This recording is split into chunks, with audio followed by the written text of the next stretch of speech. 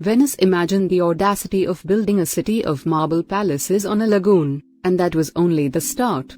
Epic grandeur never was a thoroughfare so aptly named as the Grand Canal, reflecting the glories of centuries of Venetian architecture in the 50 palazzi and 6 churches lining its banks. At the end of Venice's signature S-shaped waterway, the Palazzo Ducale and Basilica di San Marco add double exclamation points. But wait until you see what's hiding in the narrow back streets, neighborhood churches lined with varandas and priceless marbles, convents graced with ethereal Milanese, Tiepolo's glimpses of heaven on homeless shelter ceilings, and a single Titian painting that mysteriously lights up an entire basilica.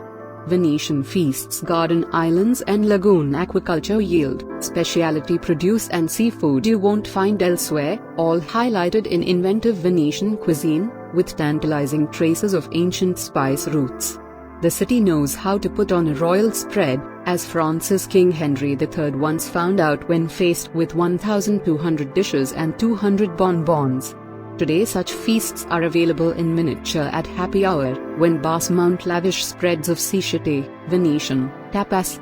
Save room and time for a proper sit-down Venetian meal, with lagoon seafood to match views at canal-side bistros and toasts with Veneto's signature bubbly, Prosecco. An artful lifestyle. Pity the day trippers dropped off at San Marco with a mere 3 hours to take in Venice.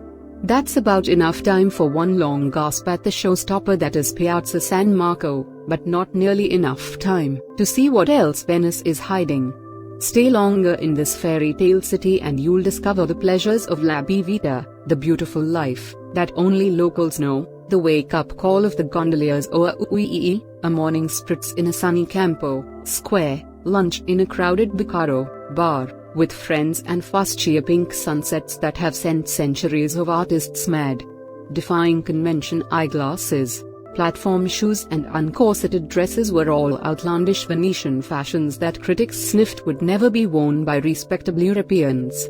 Venetians are used to setting trends, whether it be with controversial artwork in the Punta della Dogana, racy operas at La Venice or radical new tech startups challenging Silicon Valley giants. On a smaller scale, this unconventional creative streak finds vibrant expression in the showrooms of local artisans where you can find custom-made red carpet shoes, purses fashioned from silkscreen velvet, and glass jewels brighter than semi-precious stones. In a world of cookie-cutter culture, Venice's originality still stands out.